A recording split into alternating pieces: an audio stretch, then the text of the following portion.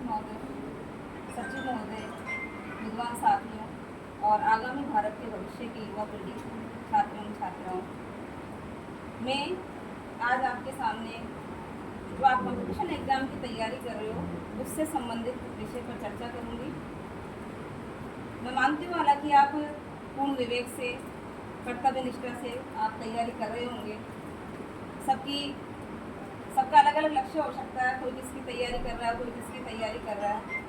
लेकिन उसके लिए मैं सिर्फ इतना बताना चाहूँगी आपको कि जैसे आप लाइब्रेरी में हो सकता है कोई 8 घंटे दे रहा होगा, कोई 7 घंटे, कोई 10 घंटे, कोई इससे ज़्यादा भी दे रहा होगा, हो सकता है कम भी दे रहा हो।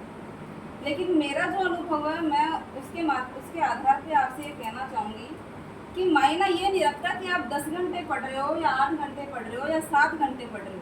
मायना ये रखता है कि आप चाहे 4 घंटे पढ़ रहे हो लेकिन उसको मतलब बिल्कुल डीपली पढ़ रहे हो। आपने 10 घंटे चाहे यहाँ पे बैठ के पढ़ ले, घर वालों की नज़रों में ये रहता है कि भाई मेरा बच्चा 10 घंटे पढ़ता है, आपके खुद के दिमाग में भी ये रहता है कि मैं 10 घंटे पढ़ रहा हूँ। लोग जब आपसे पूछते हैं तो आप ये कहते हो मैं 8 घंटे 10 घंटे पढ़ रहा हूँ। तो 8 घंटे 10 घंटे में आपने अपने आप को कितना इनपुट दिया और आप बाहर आउटपुट का कितना दे पा रहे हो, मेन चीज़ ये होती है। तो उसके लिए मैं इतना कहना चाहूँगी कि आप चाहे 10 घंटे के बजाय भले 5 घंटे यहाँ पे दो। और मेरा अनुभव कहता है कि शायद ही अगर बच्चा कोई भी कंटिन्यू 2 या 3 घंटे से ज़्यादा लगातार स्टडी नहीं कर सकता, क्योंकि हमारा माइंड कंप्यूटर होता नहीं है, एक नेचुरल माइंड दिया हुआ था सबका, तो उसमें शायद ही वो एक जगह कंट्रोल अपने आप को 2 या 3 घंटे रख सकता है।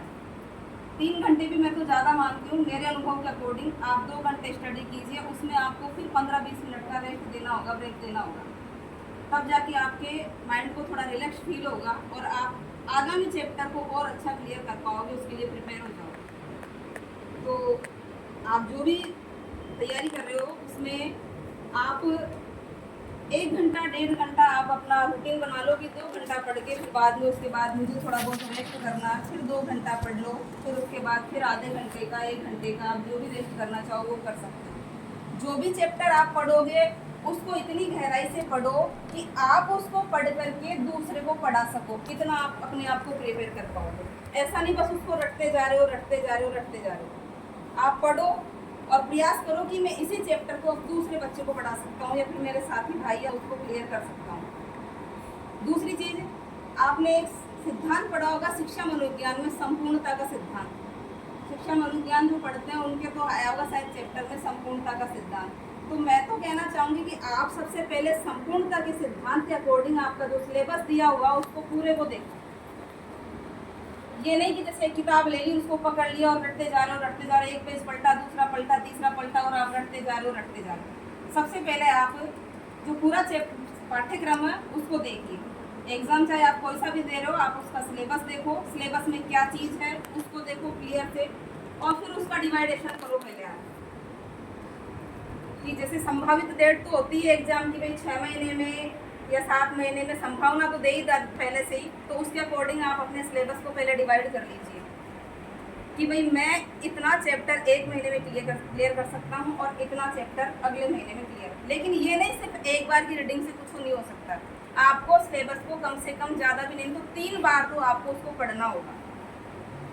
3 बार आप जब आप अपने पाठ्यक्रम का दोहरान कर लेते हो तो मुझे लगता है कि शायद आपको ऐसा लगने लग जाएगा कि मैं 70-80% क्वेश्चन अटेम्प्ट कर सकता हूँ। लेकिन वो तभी होगा जब आप 3 बार रिवीजन तो ज़रूरी होगा आपका। दूसरी बात, कई बार बच्चों की होती है कि हमें याद नहीं होता। आपको याद नहीं करना वास्तव मेरे नज़रिए से, तो बाकी पता नहीं आपका नज़रिया क्या है, मैं मेरे अनुभव बता रही हूँ कि याद करने की अगर आप पहला राउंड लगाओगे पूरे सिलेबस के तो बाकायदा आपको याद नहीं होगा बिल्कुल भी, शायद ही उसका 20% आपके माइंड में अगर सेट हो सके 20%। आप जब सेकंड राउंड लगा के आओगे उसी चैप्टर का तो हो सकता है आपका 40-50% क्लियर हो जाती है चीज़ें।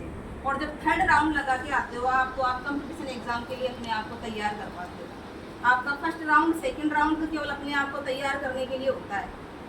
आप जब थर्ड राउंड करके आते हो उसका, तो थर्ड राउंड में आप दौड़ में आते हो। थर्ड राउंड का मतलब है कि अब मैं दौड़ में शामिल हूँ, और उसके बावजूद भी अगर आप ना अलग से टाइम निकाल पाते हो वो आपका सिलेक्शन करवाता है। इसलिए मैं जितने भी मतलब आसपास मेरे और भी यहाँ तो आने का मुझे पहली बार मौका मिला, लेकिन आसपास में कई लोगों को देखती हूँ बस वो सिर्फ पढ़ते रहते हैं, यही देखो फिर भी सिलेक्शन नहीं पाता कि भगवान की शायद हो सकता है मेरे ऊपर मेहरबानी रही हो। 2 मैंने एग्ज़ाम फाइट किए, मैंने थर्ड ग्रेड का भी किया। 2012 में पहले थर्ड ग्रेड में ज्वाइन हुई थी चित्तौड़गढ़ में, और उसके बाद फिर जैसे ही 2015 में वैकेंसी आई तो मैंने उसके लिए भी तैयारी की थी अपने आप को। लेकिन आपका ध्यान भी, जैसे मेरा ध्यान सिर्फ लक्ष्य पे था कि मुझे कैसे भी करके सेलेक्ट होना। कई बच्चों को मैंने देखा शौक मैंने लाइब्रेरी ज्वाइन कर लेते हैं, सिर्फ क्यों